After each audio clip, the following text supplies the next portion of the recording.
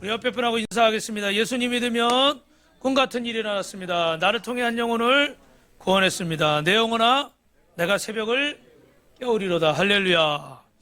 이번 주에는 어린이날이 있었고 또 내일이 이제 어버이날입니다. 그래서 또 우리 어버이들 카네이션을 다셨는데 또 이제 이 영상은 어린이에 관한 영상이라 오늘 두 가지를 다 얘기해야 되는데, 특별히 또 보니까 이제 어버이날이라고 오늘 또 가족들 자녀들 만나시느라고 또 여행군 간도 계시고, 특별히 근데 우리 권사님들이 다 빠지셨어요. 그죠? 여기서 우리 이명자 권사님, 우리 남편분이 지금 병원에 계셔서 간호하시느라고 못 오셨는데, 여러분 위에서 기도해 주시고 5월 한 달 동안 한번 따라 합시다. 가정의 지경을 넓힙시다. 그래서 여러분이 2023년 주제가 축복의 지경을 넓히자라는 건데, 우리가 지난달에는 어떤 지경을 넓혔습니까? 사명의 지경을 넓혔어요. 할렐루야. 그래서 토기장이 되신 주님이 우리를 만드시는데 주님이 만드신 모습대로 만들어져 가는 거, 그것이 하나님의 뜻 가운데 순종하는 거, 이런 말씀들과 계속 나눴고, 그전에는 또 이제 축복의 지경에 대해서 말씀을 드렸고, 이번 주간에는, 이번 한 달 동안에는 가정의 달이니까 가정의 지경을 넓히라는 말씀을 통해서 여러분 부모뿐만 아니라 자녀들과 형제들, 여러분의 가정이 한번 따라 합시다. 천국 같은 가정이 됩시다. 옆 사람하고 인사합시다. 천국 같은 가정 됩시다. 우리 오늘 지금 인사 아직 안 했죠, 그죠? 예수님 믿으면 꿈 같은 일이 했어요? 아, 벌써 다 했습니까? 하나를 안 했군요. 따라 합시다. 나를 통해 한 영혼을 구원합시다. 할렐루야. 여러분, 지구상에 가장 뛰어난 수사님 꽂았다 빼줄래요? 지구상에 가장 뛰어난 민족이라고 일컬어지는 민족이 바로 유대 민족입니다. 여러분, 유대 민족은 약 1,500만 명 이상이 되는데, 특별히 전 세계에서 그 60억 인구, 지금은 70억이잖아요, 그죠? 근데 0.25%밖에 되지 않는 적은 숫자입니다. 근데 미국에만 700만 명 정도 살고 있고, 또 이스라엘에 600만 명이 살고 있는데, 나머지는 전 세계에 흩어져서 살고 있습니다. 그런데 여러분이 잘 아시는 것처럼 이 유대인들 중에 노벨상 수상자가 35%나 되고, 특별히 노벨 경제학상 수상자는 65%나 된다고 그래요. 할렐루야. 여러분이 아마 반응이 없으신 것은 그 감이 없어서 그런 것 같아. 우리나라로 노벨상 탄 사람이 몇 명이에요? 한 명이요. 그것도 노벨 평화상. 일본만 해도 어떻게 해요? 경제학상 이런 것들을 많이 타셨어요. 그죠? 그래서 이렇게 하나님 앞에서, 죄송합니다. 건전지 하나만 냉장고에서 갖다 주실래요? 예. 죄송합니다. 미리 준비했어야 되는데. 그래서 이 유대인의 영향력이 세상에서 대단한데, 특별히 뭐 비달사순이나 여기 여러분 글씨가 작아서 잘 안 보이시겠지만 또 허쉬 초콜릿, 던킨 도너츠, 뭐 하겐다즈 아이스크림, 베스킨 라빈스 아이스크림, 이런 기업들이 여러분 다 유대인들이 이 소유주예요. 특별히 또 그런 유명 브랜드뿐만 아니라 미국의 ABC나 MBC나 CBS 같은 방송사도 다 유대인들이 가지고 있어요. 우리는 말하면 KBS, SBS, MBC 이런 방송사 메이저급을 다 유대인들이 소유하고, 여러분이 많이 들으셨겠지만 뉴욕 타임즈나 워싱턴 포스트, 월스트리트 저널도 다 유대인의 소유입니다. 그 외에도 뭐 AP통신이나 타임즈, 뉴스위크, 월드리포트, BBC 등 사실상 다 유대인들이 소유주로 있습니다. 그러니까 여러분들이 이 사진에 보시는 또 유명한 분들을 아마 이름을 많이 들어보셨을 거예요. 물리학자 아인슈타인이나 석유왕 록펠러나 세계적인 지휘자 번스타인, 또 국제 외교가인 뭐 키신저나 뭐 스필버그 감독, 또 마이크로소프트의 빌 게이츠 회장 등 전 세계 400대 부호 중에서 24%가 24%가 유대인이고, 특별히 미국의 100대 재벌 중에 40%가 또 어떻게 돼요? 유대인들이에요. 놀렐루야. 네. 여러분 뭐 이 위에도 여러분이 인터넷에서 유대인의 영향력 이렇게 치시면 굉장히 많은 기사들을 볼 수가 있습니다. 그런데 오늘 저는 이 어린이날, 어버이주일, 또 이렇게 가정의 달에 유대인들의 성공을 제가 뭐 이렇게 막 선전하려고 그렇게 오늘 말씀을 전하는 건 아닙니다. 그들은 사실 또 문제도 많이 가지고 있어요. 어떤 문제들입니까? 예를 들어 여러분 유대인들이 바벨론에 포로로 이렇게 끌려갔잖아요. 끌려가서 70년간 있는 동안에 그들이 가졌던 직업이 뭐냐면 좋게 얘기하면 금융업이에요. 뭐요? 근데 옛날로 말하면 그게 뭐예요? 돈 빌려주고 이자 받고 뭐 어떻게 보면 나쁘게 말하면 고리대금, 사채업자 이런 것들이었어요. 우리가 지금 생각에는 금융업이 대단하니까 포로로 끌려간 사람들이 어떻게 그런 금융업을 할 수 있겠는가 그렇지만 지금은 금융업이지만 그때는 그게 그렇게 대단한 일이 아니었던 시대예요. 그런데 여러분 이 유대인들이 나름대로 수백 년 수천 년 흐르는 동안 이렇게 금융업에 종사를 했으니까 얼마나 이렇게 돈 굴리는 거 이런 거에 있어서는 어떻게 돼요? 다른 민족보다 탁월한 거죠. 그죠?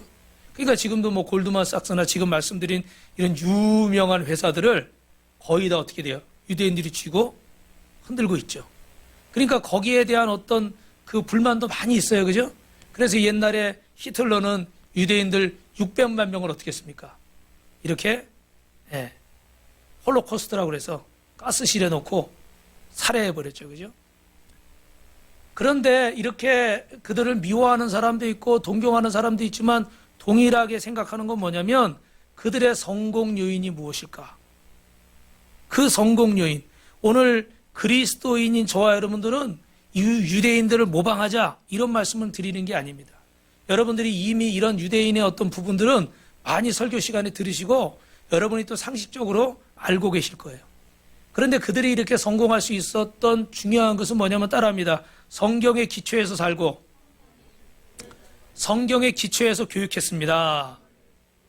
할렐루야.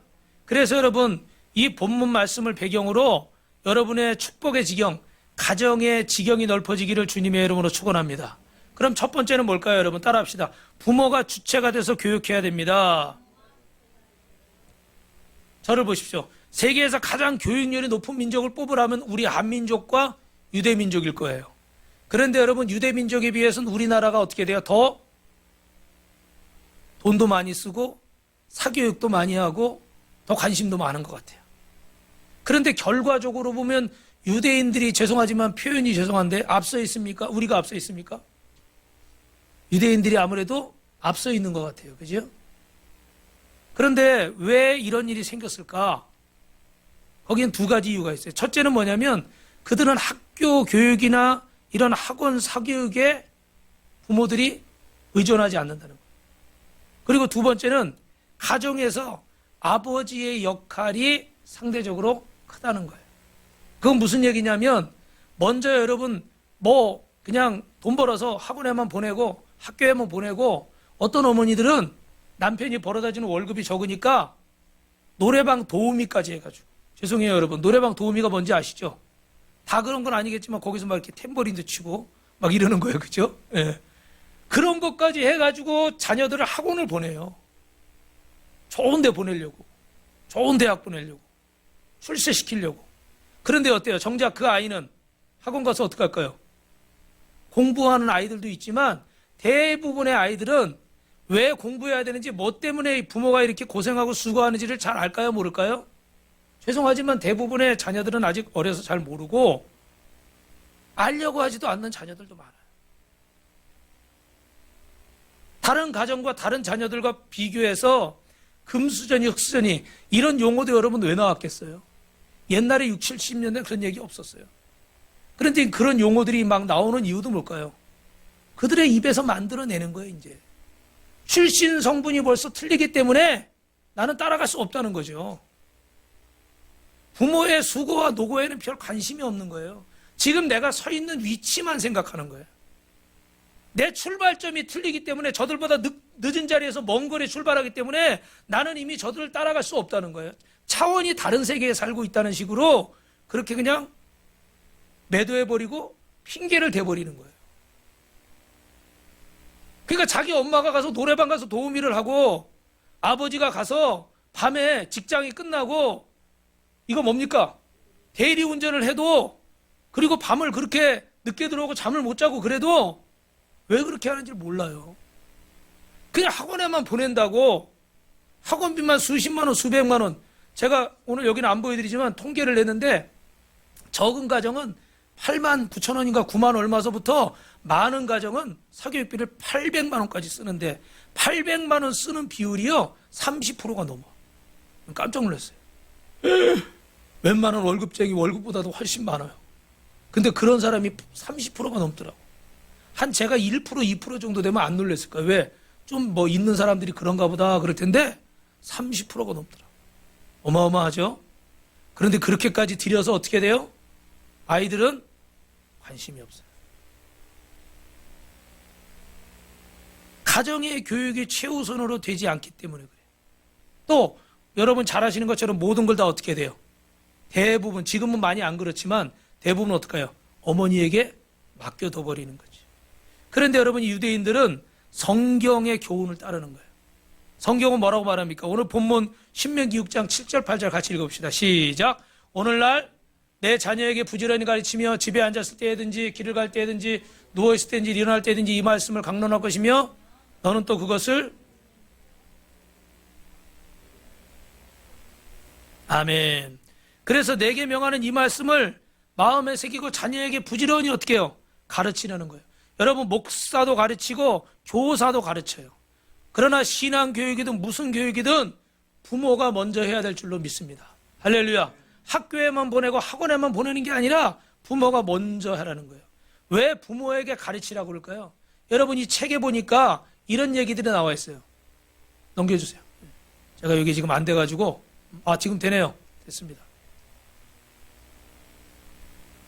넘어갔네. 죄송합니다. 유대인들은 이 부모들이 교육을 하는데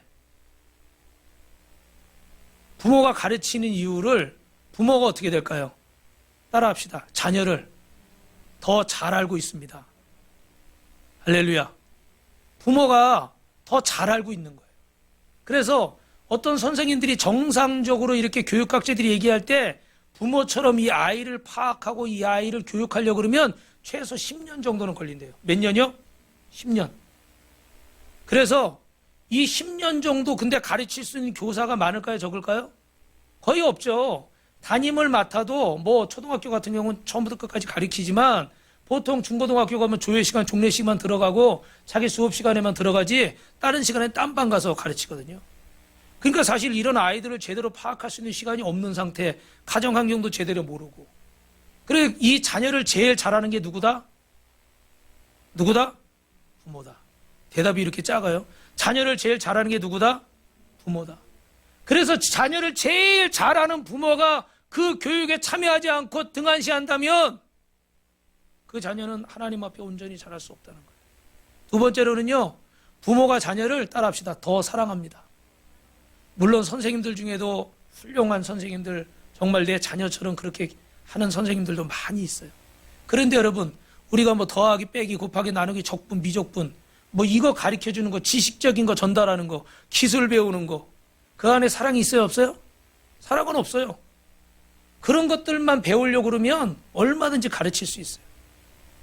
근데 훌륭한 교사는 그 안에 정말 그 자녀들을, 그 학생들을 사랑하는 마음이 있어야 되는데 이것 또한 부모보다 그 자식을 더 사랑할 수 있는 사람이 있을까요, 없을까요? 없어요. 여러분, 우리 교회 오시면 처음에 우리 양육을 하잖아요, 그죠? 그런데 왜 양육이라는 말을 썼냐면 성경 공부란 말이나 뭐 제자 훈련이란 말, 좋은 말들도 많이 있지만 왜 양육이라고 썼냐면 양육은 여러분 뭐예요? 지식만 가르치는 거예요? 같이 어떻게 돼요? 같이 사랑도 주면서 뭐 하는 겁니까? 키우고 성장하는 거예요. 할렐루야. 그러니까 양육이라는 용어를 쓴 이유는 뭐냐면 단순히 지식만 전달하는 게 아니라 사랑도 주고 함께 어떻게 돼요? 함께 자라가고 키워가는 거예요. 그래서 머리만 자라는 게 아니라 마음도 자라야 되고, 할렐루야. 할렐루야. 그러니까 영육이 같이 자라야 하나님 앞에 온전한 제자가 되는 건데 성경 공부만 하고 교회 오래 다녀서 성경 말씀은 잘하는 거예요. 그러니까 목사님이 벌써 어린이 주일이라고 신명기 6장 딱 읽고 딱 설교하려고 그러고 유대인 얘기하니까 벌써 여러분 머릿속에는 다 이미 알아요, 몰라요?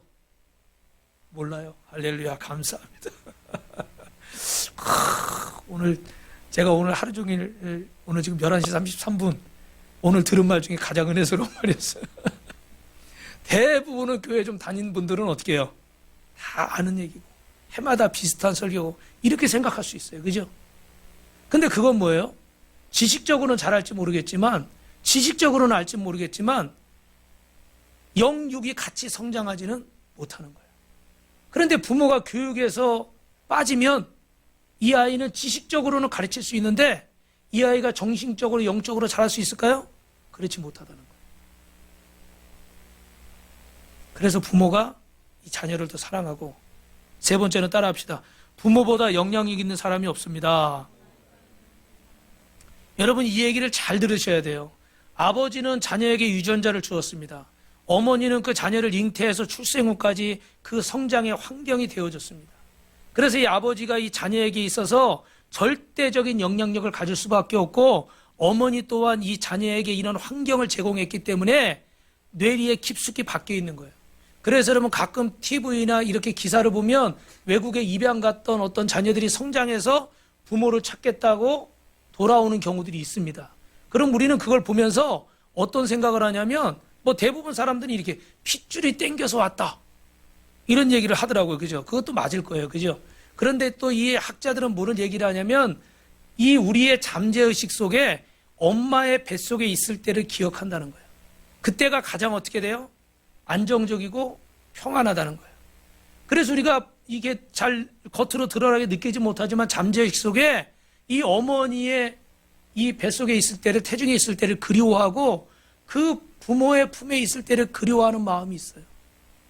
그래서 여러분이 어떤 때가 돼서 고향에 딱 가고 부모님을 만나러 가면 어떻게 돼요? 그냥 무장해제. 긴장이 쫙 풀어져 버리는 거예요. 그래서 사실은 부모님께도 또 뭐 예의를 갖춰야 되지만 사실 예의보다는 어떻게 돼요? 너무 편안하고. 그리고 어떤 음식을 해주셔서 먹는데 이게 무슨 고급 호텔에서 나오는 비싼 음식이 아닌데도 불구하고 어떻게 돼요? 최고로 맛있어. 그죠? 그래서 우리 김필립 굿도 지금 엊그저께 무슨 얘기하다가 지금 밥 차려야 된다고 우리 사모님이 그러니까 내 것도 있어요 그러는 거예요.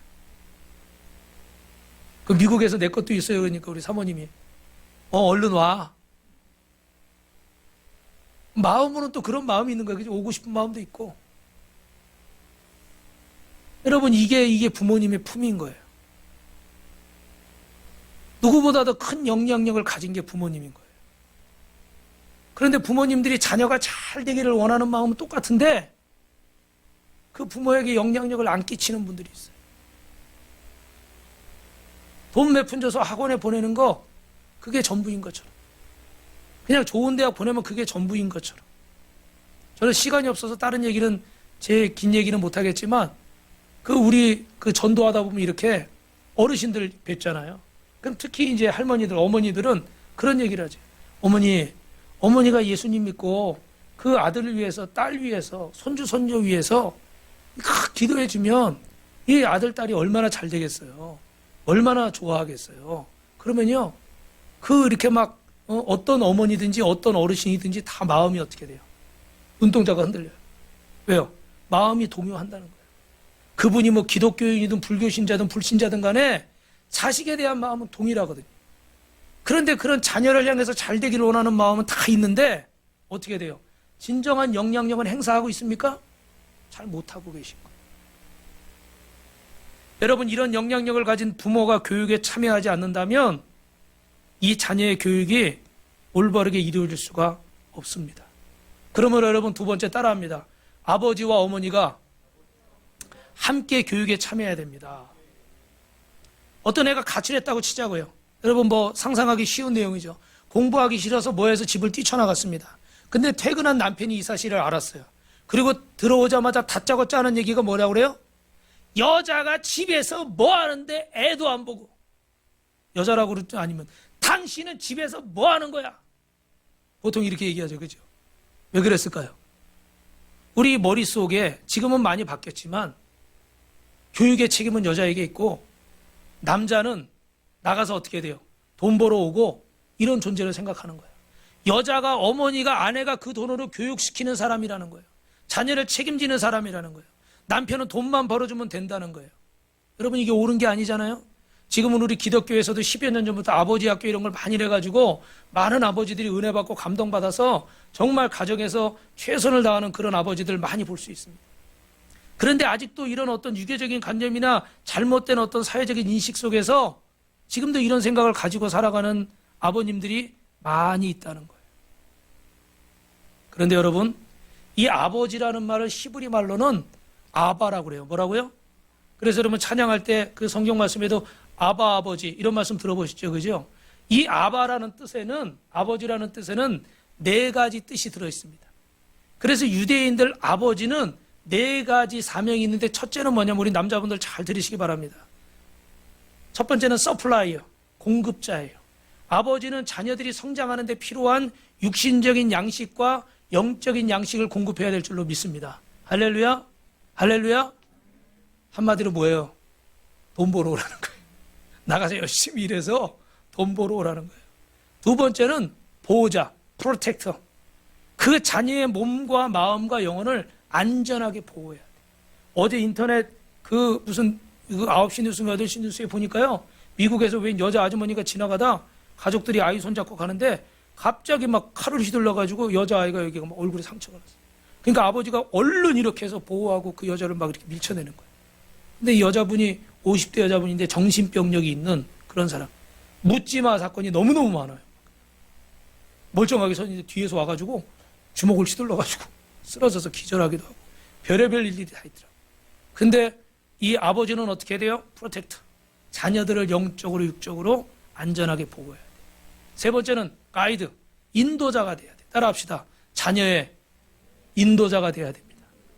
그 가는 길을 보고 자녀들이 따라오는 거잖아요.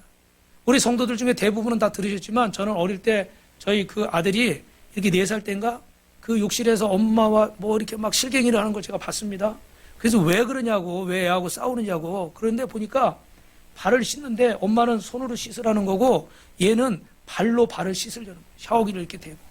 근데 저는 그때 깜짝 놀랐어요. 왜냐하면 제가 귀찮으면 샤워기 대고 발로 이렇게. 안 그런 척하고 가만히 있는 분들도 계신데 다 회개하십시오.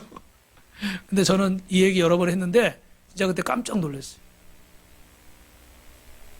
이 안 보는 것 같은 이 어린아이가 다 보고 있는 거예요. 그리고 그걸 따라하는 거예요. 그리고 제 치부를 하나 더 드러내자면 제가 남양주에 살 때 거기 차가 많이 없어요. 많이 없으니까 이렇게 좀 이렇게 신호를 이렇게 거시기 할 때가 있습니다. 그런데 어느 날 이렇게 그 파리 빵 사러 가는데 횡단보도를 건너는데 차들이 없으니까 그냥 이렇게 갔어요. 그러니까 우리 예진 씨가 저를 따라왔어요. 그랬더니 김필리 군이 뒤에 서가지고 뭐라는지 아세요? 누나! 지금 아빠 따라가면 아빠처럼 되는 거야! 뭐 이런 식으로 막 소리를 지르더라고. 6살 때인가? 내가 굉장히 당황스럽더라고. 그 횡단보도를 건너면서 굉장히 당황스럽더라고. 자녀들은 부모가 가는 길을 따라가는데 특별히 아버지가 가는 길을 안 보는 것 같지만 다 보고 가는 거예요. 근데 정말 부모 노릇하는 게요. 참 어려운 것 같아요. 나이가 들수록 더 그렇더라고요. 어떤 모습들을 보면서 내가 저런 거 따라 하나 보다. 내가 저렇게 하나 보다. 이런 생각이 들 때 마음이 괴롭더라고요. 차라리 어릴 때 같으면 야 그렇게 하는 거 아니야. 혼을 내고 가르칠 텐데 좀 크니까 뭐 이건 뭐 가르치고 뭐 때리고 뭐 혼내고 이런 차원을 넘어서서 이제는 손대기가 어려워지는 거죠. 그죠? 근데 속으로 후회만 할 뿐이에요. 회개만 할 뿐이에요. 이미 여러분 여기서 좀 연배가 있으신 분들은 이미 그러기 쉽지 않은 때라 할지라도 오늘 이 순간부터라도 기도하시기를 주님의 이름으로 축원합니다. 그 지금부터 그 기도하고 하나님 앞에 믿음으로 사는 모습을 통해서 우리 자녀들의 남은 인생이 더 하나님 앞에 복되게 세워질 줄로 믿습니다. 마지막으로 인스트렉트, 교육하고 훈련시키는 거예요. 그래서 부모는 아버지는 특별히 자녀들이 인생을 살아가는 데 필요한 영적인 지식, 하나님 말씀을 통해서 또 여러분이 삶에서 취득한 그런 경험들을 가지고 그런 지혜를 공급할 의무가 있는 줄로 믿습니다. 그래서 저도 중고차를 사가지고 좀 고생을 많이 했는데 우리 그 미국에서 이렇게 중고차를 싼 걸 사다 보니까 고장이 자꾸 나잖아요. 그러니까 저한테 계속 전화를 하는 거예요. 그래서 제가 자꾸 이제 저도 중고차 90만 원짜리 사가지고 1년에 수리비가 얼마 들었는지 아세요? 1년에 수리비가 200만 원이 들었어요. 그러려면 차라리 290만 원짜리 사지. 여러분 생각 그렇죠? 근데 조금이라도 이제 경제적으로 그러니까 좀 싼 거 사려고 샀는데 그것도 처음부터 200만 원 든다 그러면 제가 고쳤겠냐고요. 5만 원, 10만 원, 20만 원, 어느 날은 디스크 산발해가 나갔더니 고치더니 또 뭐가 또 고장났대. 50만 원. 이게 또 돈이 들어갔으니 아까우니까 타야 되잖아. 그러다 보니까 1년에 200만 원이 들어가더라고요. 90만 원짜리 사가지고. 지금도 잊을 수가 없어요. 그러니까 제가 이런 것들은 삶의 쓴맛을 봤잖아요. 그죠? 중고차의 쓴맛을. 그러니까 또 이렇게 하니까 어떻게 돼요? 이야기를 해줄 수 있는 거예요. 내가 걸어온 그 길을 자녀에게 이렇게 가르쳐 줄 수가 있는 거예요. 근데 여러분 세상의 것만 가르쳐 주지 말고 하나님의 말씀을 가르쳐 주시기를 주님의 이름으로 축원합니다. 만약에 여러분 중에 이 돈만 벌어주고 아버지 역할을 한다고 생각하는 남성분이 오늘 보니까 남자분들이 더 많으신 것 같아요. 그러면 여러분들은 여러분의 역할의 25%만 지금 감당하고 있는 거예요. 영적으로, 육적으로, 정서적으로 책임을 져야 되는데 육신의 것만 책임을 지고 있는 거예요. 영적인, 육적인 것 책임을 못 지는 거예요. 그렇습니다, 여러분. 아버지 역할이 매우 중요해요. 아버지가 하나님을 공경할 때 자녀들도 하나님을 공경할 줄로 믿습니다. 그러므로 오늘 말씀을 들으면서 무릎 꿇고 하나님 앞에 회개할 수 있기를 주님의 이름으로 축원합니다. 그들은 여러분 유대인들은 어머니가 유대인이고 아버지가 이방인이면 무조건 유대인으로 인정한다고 그래요. 뭐라고요? 어머니가 유대인이고 아버지가 유대인이 아니라도 무조건 유대인으로 인정한대요. 그 자녀는. 근데 아버지가 유대인이고 어머니가 유대인이 아니면 그 자녀로 인정하는 유대인으로 인정하는 걸 좀 꺼려한다고 그래요. 왜 그럴까요, 여러분? 그런 어떤 어머니 영향력을 말하는 거죠.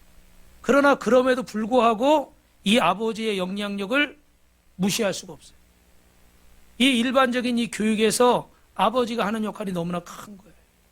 여러분 함께 교육하되 부부가 함께 교육하되 아버지는 교육의 총괄자로서 어머니는 그 실행의 전적인 책임자로서 여러분 아름답게 여러분의 자녀들, 여러분의 가정을 세워가시길 주님의 이름으로 축원합니다. 옆 사람하고 인사합시다. 가정의 지경을 넓혀갑시다. 여러분 마지막으로 재밌는 얘기 하나 드릴까요? 어느 교회 주일학교의 선생님이 여러분 설교 시간은 뭐 하는 시간이에요? 이렇게 물어봤어요. 그랬더니 이 주일학교 학생들이 대답을 하는 겁니다. 참아주는 시간이요. 지겨운 시간이요. 사탕 주는 시간이요. 이렇게 대답했대요. 애들이 솔직히 말한 거예요. 그죠? 그러면 여러분 성경에는 뭐가 들었어요? 그러니까 어떤 애가 손을 번쩍 들더니 로봇 스티커가 들어있어요. 성경책에다 이렇게 껴놨나 봐요. 또 어떤 애는 뭐라 그래요? 우리 형은 여자친구 사진이 들어있어요. 또 그러더래요. 무슨 얘기를 하려고 그러냐면 성경은 세계에서 가장 많이 읽히는 베스트셀러입니다. 그런데 또 가장 많이 읽으면서도 가장 안 읽는 책이 뭐예요? 성경이에요. 근데 이 유대인들의 가정의 교육의 핵심은 뭐냐면 여러분이 이미 파악하셨겠지만 따라합니다. 성경을 기초로 해서 하나님의 경외함을 가르칩니다. 오늘 마지막은 성경을 기초로 해서 그들은 하나님을 경외하는 걸 가리키는 거예요. 그래서 하나님은 이스라엘이 부모에게 교육의 주체가 될 것을 말씀하는데 그 교육은 하나님의 말씀을 가르쳐서 하나님을 뭐한다? 경외한다. 그분을 사랑할 뿐만 아니라 그분을 두려워하고 그분의 존귀하심 앞에 무릎 꿇을 뿐만 아니라 그분의 품에 안기는 거예요. 그래서 잠언 1장 7절 읽어봅시다. 시작. 여호와를 경외하는 것이 지식의 근본이오늘 미련한 자는 지혜와 훈계를 멸시하느니라. 할렐루야. 하나님의 말씀을 하나님을 경외하도록 하나님을 경외하는 게 모든 지혜의 근본인 거예요. 하나님을 경외하는 것이 지식의 근본입니다. 요한계시록 3장 10절에 보니까 뭐라고 그래요?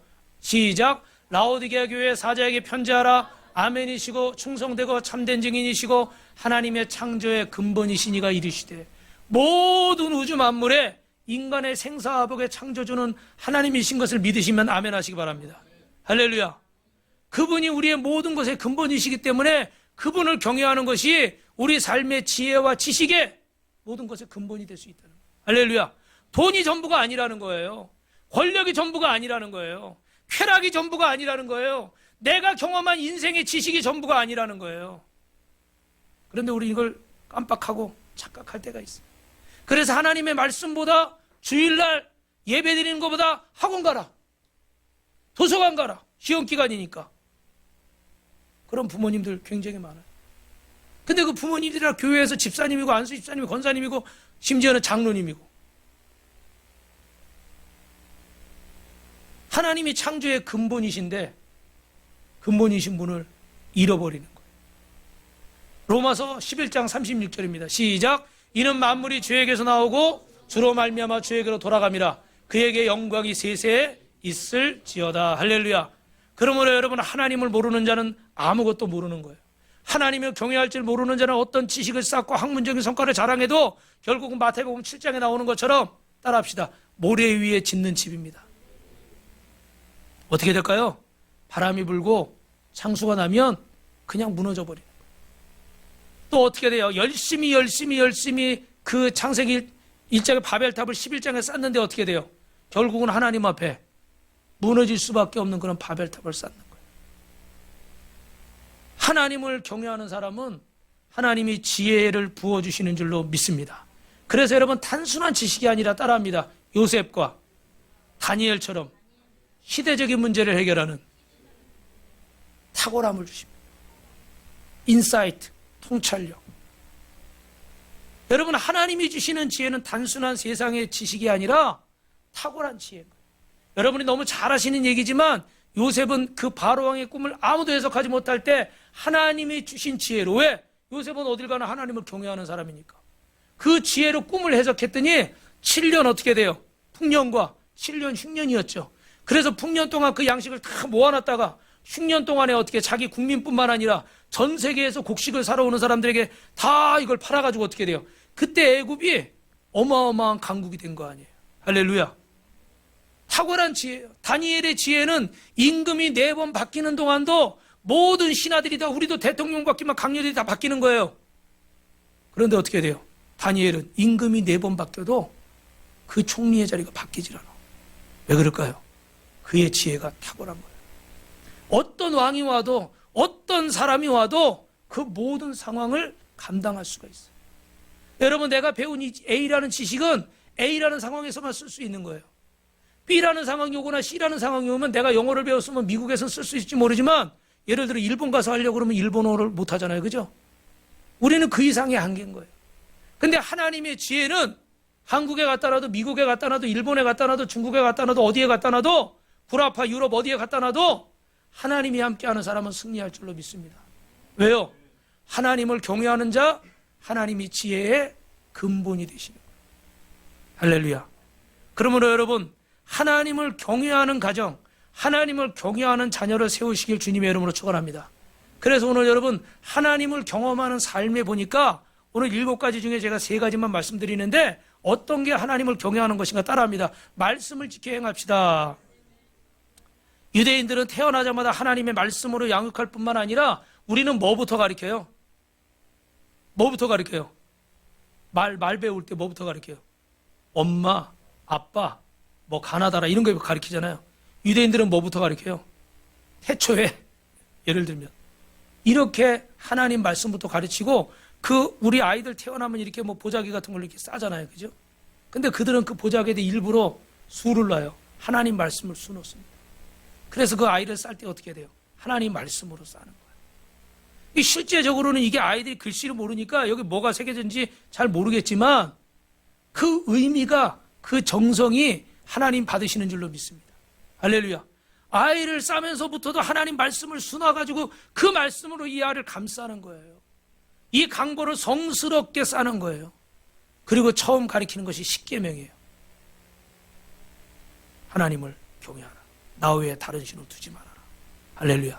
학교에서도 집에서도 하나님의 말씀을, 잠잘 때도 일어날 때도 하나님의 말씀을, 세상의 지식을 접하기 전에 하나님에 대한 말씀을 먼저 배우고, 세상의 철학과 학문을 배우기 전에 하나님의 영적인 지식을 먼저 가리키는 거예요. 그러니까 하나님이 그들 가운데 탁월함을 주시고 통찰력을 주시고 탁월한 지혜를 주시는 줄로 믿습니다. 2번째로는요, 따라합시다. 하나님을 체험하게 하라. 여러분, 이게 제일 중요합니다. 여러분이 얼마나 많은 재산을 가지고 계시고 집이 몇 채나 되시고 여태까지 통장에 얼마나 모아뒀는지 모르고 자식에게 얼마를 물려주실지는 제가 정확히 알 수는 없지만, 분명한 것은 저는 어떤 분이 300억을 유산으로 받았어요. 얼마요? 300억. 그래서 저 사람 평생 먹고 살고, 야, 자녀들까지 평생 먹고 살고 그럴 줄 알았어요. 그때가 IMF 때였는데 제가 듣기로는 그분이 3년인가 4년 만에 그 300억을 다 해 잡수셨어요. 그거 하루에 1억씩 쓰면 그렇게 될까? 하루에 3천만 원씩 써도 3년은 쓸 텐데, 그죠? 야, 근데 이분이 이제 금액이 크니까 뭐 누가 뭐 하라고 그러니까 뭐 어떻게 매덕 투자하고 뭐 사면 좋다니까 뭐 이렇게 사놓고 뭐 10억짜리 뭐 건물을 예를 들어 사놓고 뭐 이런 식으로 한 거예요. 근데 이제 뭐 이분이 그 재산이 있으니까 다 옆에서 어떻게 돼요? 이게 사람들이 붙는데 특별히 어떤 사람들이 많이 붙을까요? 사기꾼이나 거시기한 사람들, 그죠? 예. 그러다 보니까 이분이 또 자기가 그 부모처럼 고생해가지고 바닥에서부터 올라와서 이렇게 한 사람 같으면 이게 물질 관리가 되겠죠, 그죠? 그런데 이게 유산으로 물려받은 거고 자기는 그 위에서만 살았으니까 이 예를 들어 어떤 부분을 모를 거 아니에요, 그죠? 그러니까 이게 쉽게 이렇게 하다 보니까 그런 것도 다 없어지더라고요. 이 말씀이 주는 아닌데 드리려는 말씀은 이거예요. 따라합시다. 믿음을 유산으로 물려주십시오. 할렐루야. 그래서 유대인들은 3대 절기, 그 중에 특별히 6월절만 되면 어떻게 돼요? 쓴나물 먹으면서 그 천막 일부러 옆에다가 텐트 같은 거 짓고 지금도 일주일 동안 거기서 들어가서 생활을 하고 일부러 그렇게 하는 거예요. 왜요? 잊지 말라 이거예요. 우리도 얼마 전까지만 해도 상기하자 6.25만 되면 막 대대적으로 막 했거든요. 그래서 이 전쟁의 아픔을 잊지 말고 나라를 잘 지키자 이랬는데 제가 몇 년 전부터 보니까 6.25 날이 돼도 뉴스에 별로 그런 기사가 안 나와. 포털에 검색을 해도 뭐 어버이날 무슨 날 빼빼로날 이런 건요 내 땡땡 같은데 검색해보면 검색 안 해도 그 그림에 이미 어떻게 돼요? 어버이날도 지금 아마 제가 보진 않았지만 아마 카네이션 이렇게 해가지고 그 검색하는 데가 칸막이가 그렇게 돼 있을 거예요. 그죠? 근데 6.25 날이 돼도 별로 이런 기사를 찾아볼 수가 없어요. 뭐 때문인지 모르겠어요, 제가. 다른 말씀은 안 드릴게요. 근데 안타까운 건 이런 거예요. 정말 기억해야 될 것들이 있는데 그걸 기억하지 않고 지나가는 거예요. 그래서 저희는 자녀들에게 10의 1조를 가르치고 주일 성수를 가르쳐요. 그 저희 딸은 옛날에 그런 얘기를 하더라고요. 자기는 특별히 어디 외국에 나가는 날이 아닌 이상은 주일을 반드시 지키겠다. 어디 있어도 와서 주일을 지키겠다. 그래가지고 고3 때는 저쪽에 여기 학교에 면접을 주일날 본다고 안 가버렸어요. 주여. 그런데 제가 목사인 것이 안타깝더라고요. 내가 차라리 목사가 아니고 야 너 가라 그러고 싶은데 주일날 면접 본다고 안 갔어. 굉장히 마음이 복잡하더라고요. 그런데 여러분 하나님 앞에서 키우는 거예요. 내 자녀도 아니고 정확히 말하면 하나님이 맡기신 거잖아요. 하나님 앞에 세우는 거예요. 하나님을 체험케 해야 돼요. 그래서 우리 아들이 옛날에 11조를 가르치니까 10,000원을 받으면 10,000원을 다 해요. 10에 11조를, 10에 10조를 해버려. 야, 너 뭐 먹고 사냐? 그러면 그때는 뭐 어리니까 그럼 또 10,000원을 하면 20,000원이 생기고 어떨 때는 또 누가 친척이 와서 10만 원을 주니까 지금은 그렇게 할까요? 지금은 안 해, 그렇게. 자기도 계산이 있는데. 그래도 어떻게 돼요? 기본은 지켜요. 왜요? 어릴 때부터 주일 성수. 그 이민교회 갔더니 금요일날 철야하러 갔더니 깜깜하더래. 금요 철야가 없나 봐요. 항상 한국에서 금요 철야 예배 드리고 주일 예배 드리고 했으니까 어떻게 돼요? 예배의 자리에 가는 거예요. 여러분 목사의 자녀만 그렇게 키우는 게 아니에요. 여러분과 제가 하나님 앞에서는 똑같은 거예요. 이미 장성한 자녀들을 위해서도 기도하시길 주님의 이름으로 축원합니다. 제가 아는 권사님은요 손주에게 성경을 읽으라고 그래요. 그래서 성경을 일독할 때마다 원하는 장난감을 사줘요. 그러니까 이 녀석이 1년에 서너 번씩 읽어버려. 장난감 받으려고. 그 로봇 이런 거 막 몇만 원씩 하잖아요. 그죠? 그러면 또 전화 오면 할머니는 모아놓으셨다가 손주 딱 해가지고 장난감 또 딱 사주는 거예요. 그러니까 하도 몇 년 동안 그렇게 하니까 이 녀석이 성경을 엄청 많이 읽었어요. 초등학생인데. 그러니까 나중에 그 어머니가 그 며느리가 미안한지 야야 그만해 할머니야 너 때문에 그 저기도 주머니 다 이렇게 뭐라고 그래야 돼 그걸 주머니 다 비겠다. 그래가지고 그만했는데 참 훌륭하죠. 여러분 지금 끝난 게 아니에요. 지금도 얼마든지 할 수 있습니다. 옆 사람하고 인사합시다. 지금도 할 수 있습니다. 그래서 하나님을 체험케 하고 하나님을 말씀을 이미지화하는데 여러분 이 얘기만 드리고 말씀을 정리할게요. 우리 어떤 어머니는 그 자녀에게 중학생인가 고등학생인데 11조를 가르쳤어요. 그랬더니 이 녀석이 5만 원 주고 11조 하라고 그러니까 너무 아까운 거야. 근데 사춘기 때 말을 잘 안 듣잖아요. 그죠? 근데 이렇게 해서 5천 원을 딱 했어요. 근데 그리고 이렇게 교회 갔다고 골목을 지나가는데 오토바이가 지나가다가 갑자기 돈이 확 날리는 거예요. 1,000원짜리 5장이 막 날리는 거예요. 그래가지고 그걸 얼른 주워가지고 골목에서 이렇게 주려고 보니까 오토바이는 이미 멀리 가버렸어. 이거는 뭐 찾아줄 수 없잖아요. 그죠? 근데 또 이 중엔 또 어떤 분은 경찰서 갖다 줘야 되지 않습니까? 또 이런 분도 계실지 모르겠어요. 근데 그러면서 이 자녀가 5천 원을 딱 주워가지고 와가지고 엄마 나 11조 5천 원 했더니 하나님이 또 이렇게 5천 원 주셨네. 할렐루야. 여러분 좀 이상하게 들으실 수도 있는데 그런 일도 있더라 이거예요. 그러면서 그 부모님이 어머니가 얘기를 하면서 또 하나님이 그렇게도 이 아이에게 체험을 시키더라. 그런 얘기예요. 뭐 이게 100% 옳다는 말씀은 아니니까 오해하지 마시고요. 중요한 것은 여러분 어떤 가정 집안을 여러분 도서관처럼 꾸몄다고 생각하자고요. 탁자에는 성경책이 놓여 있고 서재에는 신앙 서적들이 가득하고 벽에는 성화가 걸려 있습니다. 성경 구절이 가운을 대신해요. 늘 찬송하고 가족들이 이 찬양을 합니다. 가정 예배를 드려요. 그리고 식사 때는 하나님의 은혜를 나누면서 가정에 문제가 있으면 함께 기도합니다. 그리고 주님의 말씀 속에서 해법을 찾고 교회 갈 시간이 된다면 온 가족이 함께 준비해서 다 교회에 가는 거예요.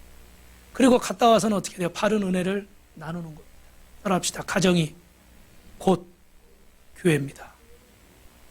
오늘 여러분 가운데 혼자 여러분 가정에서 예수 믿고 있는 분이 있으면 꼭 여러분 혼자서라도 가정 예배 드리시길 주님의 이름으로 축원합니다. 할렐루야. 그래서 또 둘이 셋이 예배 드리면서 그 가정이 교회가 되는 거예요. 그래서 저는 한 가지가 더 생각나서 말씀드리면 저희 집에 옛날에 어느 권사님이 서예학원 하시는 권사님이 써주신 액자가 하나가 있는데 그게 마가복음 9장 26절인가요? 사람은 할 수 없을 때 하나님으로서는 다 할 수 있느니라. 이 말씀이에요. 19장 26절인가요? 근데 어느 날 이 아이들이 어릴 때 대화를 하는데 보니까 그 아들이 누나한테 무슨 얘기를 하다가 누나 우리는 할 수 없지만 하나님은 다 할 수 있어. 그거 이렇게 걸려있는 말씀을 어릴 때부터 항상 본 거예요. 그러니까 이 머릿속에는 이번에도 그 미국에서 어려운 일이 있어서 이렇게 어떻게 이렇게 어려운 상황들이 있었는데 그때도 상황은 어려웠지만 힘들었지만 마음속에 한 가지 그런 확신이 있었다고 그래요. 엄마한테 그렇게 얘기를 했다고 그래요. 하나님이 나를 이렇게 보내진 않을 것이라는 그런 마음이 있었다고 그래요.